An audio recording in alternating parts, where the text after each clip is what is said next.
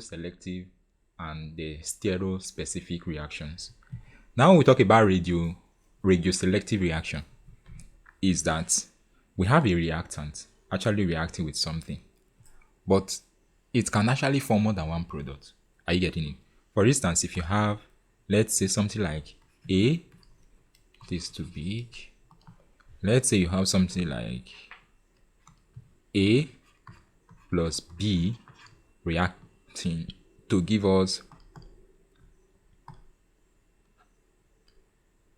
let's say this will give us, sorry about that. This will give us, let's say, C plus D. Now, for radioselective reaction, these are the reactants, right? And these are the what? The product. They are in such a way that you can actually form two of the reactants, two of the product, but one will be formed more. Are you getting it? As compared to the other one. So let's say this one is formed more. Let's say 85%. This other one will be how many percent to complete 100%? 15%. You say that this kind of reaction is said to be what? Regioselective. So if you are asked what is a regioselective reaction, you could write that a regioselective reaction is that reaction whereby reactant molecules can form more than one product, but the products are formed in such a way that one is formed in larger amounts than the what? Another. That means one give a good yield, which is often termed as the major product, while the other is a low yield, which is also called the what? Minor product. Is that okay? So in this one now, what are you going to call this product? Is this a major product or a minor product? Now this first one here, you are going to call it the major product, while here you are going to call it the what? Minor product. Is that okay? So that is definitely what radioselective reaction is all about.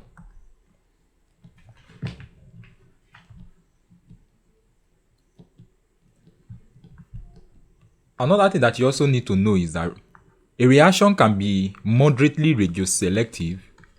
You can have a reaction that is moderately radioselective in such a way that two products are formed, and it can be highly radioselective. It could be moderately radioselective and it could be highly radioselective. Now when we talk about highly radioselective, it means just one product will be formed 100%. Are you getting it? When one product is formed 100%, you say that this reaction is highly what? Radioselective.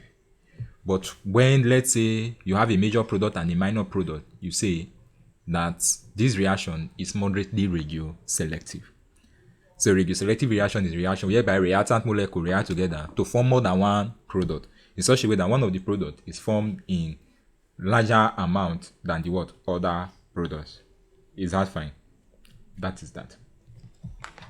Now let us look at something very, very important. You were told about the stability of carbocation. What did we say about stability of carbocation? We are told that tertiary carbocations, which are 3-degree carbocations, are more stable than what? Secondary carbocations, which are more stable than what? Primary carbocations, which are more stable than what? Methyl cation. Right? Exactly. Now listen and look at it up here.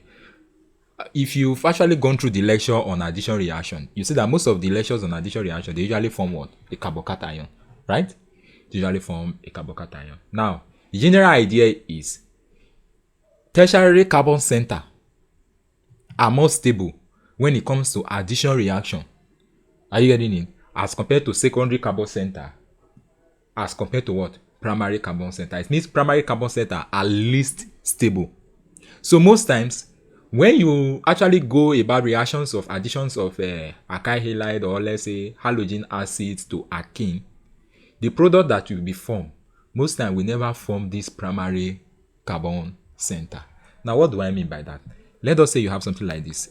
I will explain this with an equation for you to understand. Let's say you have something like this, CH3, and then you have CH, and then what you have here is CH3, and then what you have here is double bond CH2 plus HCl. Now, can you tell me the product of this reaction? Now, according to what we learned, the Markovnikov rule. Now, we said that whenever we have something like this, according to Markovnikov rule, the major product will be such a way that the hydrogen will go to the carbon bearing the highest number of what? Hydrogen. While the halogen will go to the carbon bearing the what? Fewer number of hydrogen at the seat of the double bond. Is that also Markovnikov rule? Now, why is it like that? It is because of this idea of regioselectivity. Now, this carbon center here, what carbon center is this? Primary, secondary, or tertiary? If you look at this, this is one alkyl group, another alkyl group, another alkyl group. So we can say that this carbon center here is a what? A tertiary carbon center. Are you getting it now? Now, because this carbon center is a tertiary carbon center, it is very, very stable. Are you getting it? So at the end of the day, only one product will be formed in this reaction. Do you understand what I just said? Only one product. Why? Because tertiary carbon center is very, very what? Stable. It means a primary carbon center will never be what? Formed. So if there's a comparison between secondary and, tertiary and primary, note that only the primary carbon center will be what? Formed. Only the tertiary will be formed. Is that okay? The primary will never be what? Formed. So you can say that the reaction is what? Regioselective. Do you understand? So there are two products that can actually be formed in totality. True or false? We can have this chlorine come here and then this hydrogen come here. And we can also have the hydrogen come here and the chlorine what? Comes here. But this reaction is highly regioselective.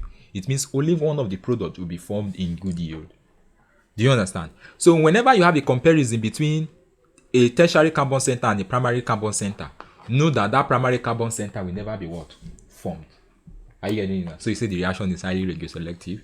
So what you are going to have here is what? CH3. Then what do you have here? CH. Here will be what? CH3. What do you think we are going to have under here? Chlorine, Abi. Then you are going to have here as what?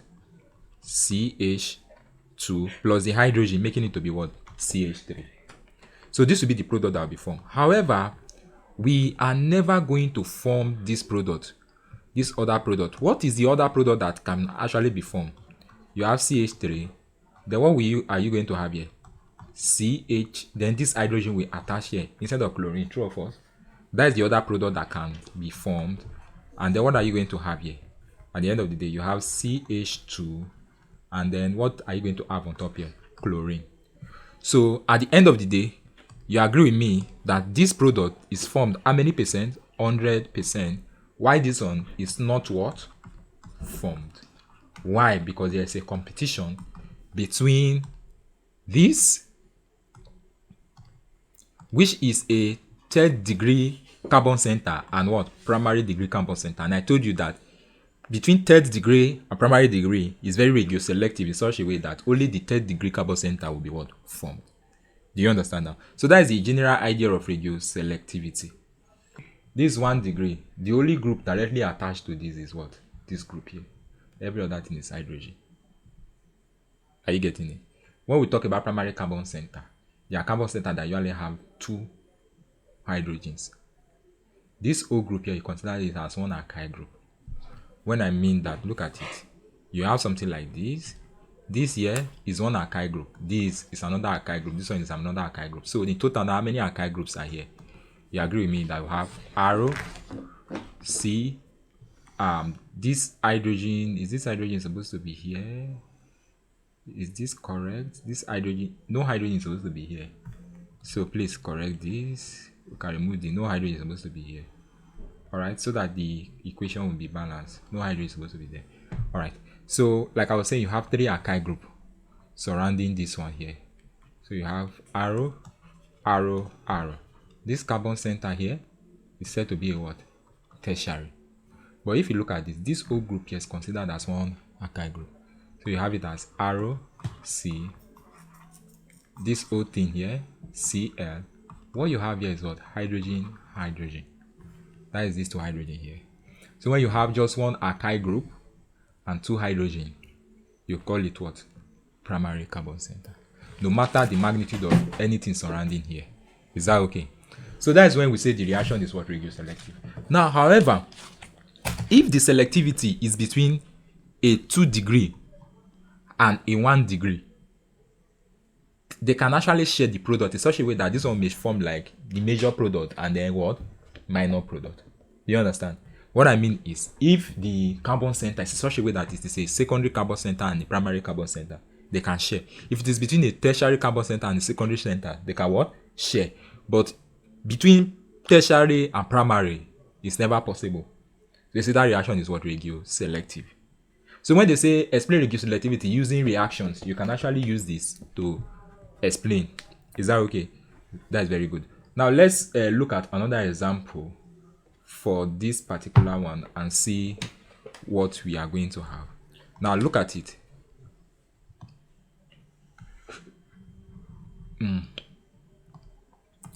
Let's say you have something like this: CH3, C, double bond, CH, CH3, and then here is what? CH3, and then you have plus what? HCl. Now this one, there are two places where the carbon and the chlorine can actually enter to form a tertiary carbon center. True or false?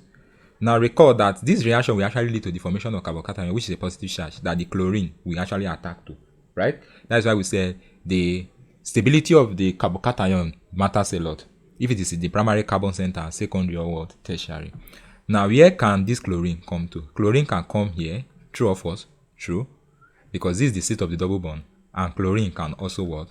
Come here. Now what carbon center is this? How many groups around this? This is 1, 2, 3. So this carbon center is what? Tertiary. How about this? You have one group here and another group this way. So this carbon center is what? Secondary. Are you getting it now? Huh? You understand that? Good. So this carbon center is secondary, this is tertiary. What did I say concerning tertiary and secondary? They can share, right? So we can actually form the two products. But one will be formed more than the what? Other one. Is that okay? So we have the major product and minor product. So what do you think will be the product of this reaction? Product of this reaction will be what? CH3, and then you have what? CH3. What are we going to have here? You can form chlorine here, and then here will be what? CH. If this hydrogen comes here, this chlorine comes here, this is what we are going to form. So one hydrogen add to this hydrogen here initially, which is what? CH2, and here will be what? CH3, right? Plus, what other way do you think the reaction can be arranged? We can also have it in such a way that this hydrogen come to this position here, right? The hydrogen can come here, and then this chlorine can also come here. True or false? Are you getting it now? So that at the end of the day, you are going to form something like this.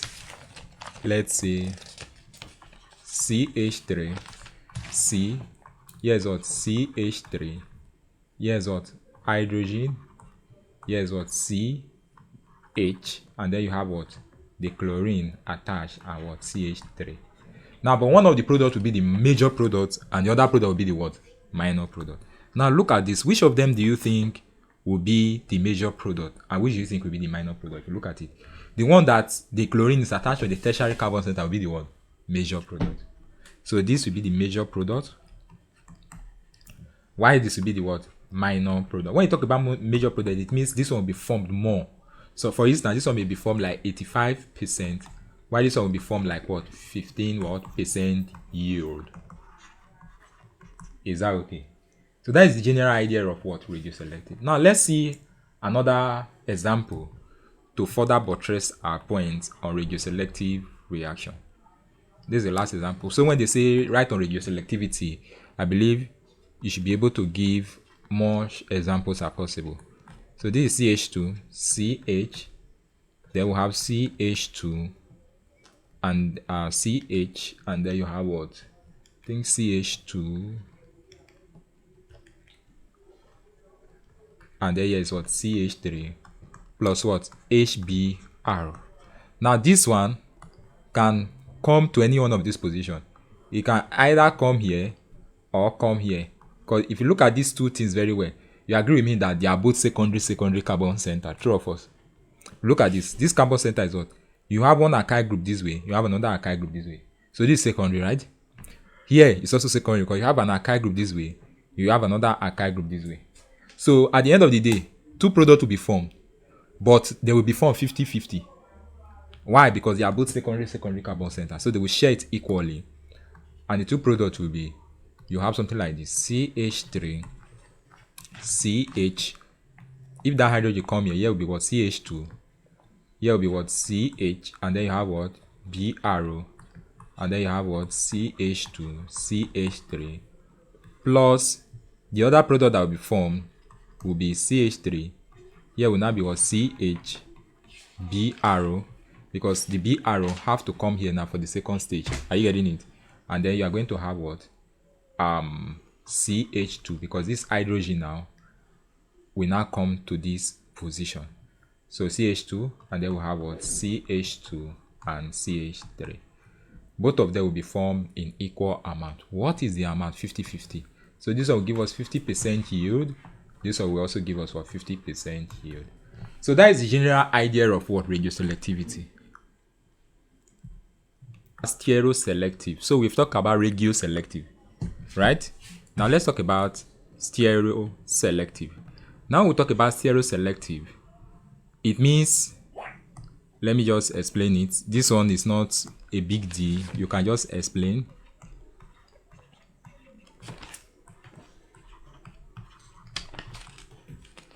Let's talk about the regiospecific reaction.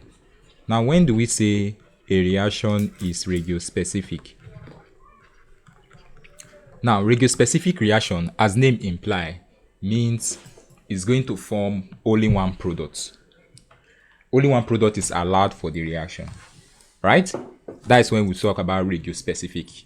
Regioselective, it means two products are possible, but one product predominates. However, regiospecific means only one product is formed. For instance, the reactions of alkyne, you have alkyne, right, with sodium or lithium in ammonia. This is one of the reactions of alkyne we are taught. Now the product is usually a trans alkyne. Are you getting it now? Alkene. The product is usually what? A trans alkene. So you are going to form something like this. Arrow, C, double bond, C, H, and then you have arrow and arrow. This reaction is said to be regiospecific. So you can say that this reaction, only one product is formed. Alright? Only one product is formed. And this product here is a trans alkene. So when sodium metal in ammonia reacts with alkyne, it forms what? A trans alkene, and that is the only product that is what? Formed. Is that okay? So that is basically that. Now also SN2 reaction, only one product is formed, which is formed via inversion of configuration. For instance, if you have something like this, let's say you have CH3, and then you have here as your Cl, and then you have something like this, hydrogen, and here is hydrogen. Now if you react this reaction with a nucleophile, according to what we are taught, that there will be a backside attack. Are you getting it now? Which will form the desired product, a backside attack, which will lead to inversion of configuration. That's what we learned in SN2 reaction that we learned. So you can actually see that the desired product here will be, you have the nucleophile, right? And then of course you may have the hydrogen here, and then you are going to have CH3, and then the last thing you are going to have here is this other hydrogen. This reaction is regiospecific. Is that okay? Regiospecific. So only one product is formed, by inversion of configuration. So it may be asked SN2 reaction. When you talk about regiospecific reaction, your mind should just go to what? SN2 reaction is highly regiospecific. Is that okay? So the next one is regioselective, stereoselective and stereospecific. Now when you talk about stereoselective reaction, as name imply, it means that we have isomers, let's say A and B, but these of the individual isomers can decide to form more than one isomer in such a way that one predominates. Or let's say you have reactant A plus B. These reactant A plus B, they are stereoisomers. Now they will form a product in such a way that the product that will be formed as also stereoisomer. Are you getting it? But one of the stereoisomer will predominate, like the way you have for regioselective. One of the stereos. So if you may have like arrow and S configuration, but the S form predominates or the arrow form predominates, you say that reaction is what? Stereoselective. You can form two stereoisomer, but one does what? Predominate. Are you getting it now? How about stereospecific? For stereospecific, it's more like the same thing as what? Regiospecific. If you have two isomers, A and B, stereoisomers. Now these ones, they may form product, which we can say C, and product what? Here is D. This stereoisomer can only form C. This stereoisomer B can only what? Form D. Are you getting it now? So you say this reaction is what? Stereospecific. It means that they can only form only one of the word stereoisomer. So when you understand regioselective, regiospecific, same thing is applicable to stereoselective and what? Stereospecific. But the only difference between them is for stereoselective and stereospecific, you are talking about the stereoisomers that are formed. Stereoselective means you can form more than one isomer, but only one does what? Is the major product predominate. While for stereospecific, the stereoisomers, when they react, can only form one stereoisomer and it cannot form the other. So it means that no matter how A reacts, it can never form D. Are you getting it now? No matter how A reacts, it can never form what? D. Can never give the D form. And in the same way, no matter how B reacts, it cannot also form what? C. But A can form C, B can form D. So that is the general idea concerning everything that has to do with PCH 321 Tombra's parts. Thank you very much for your time. We'll see you in the next one. Have a nice time. Bye-bye.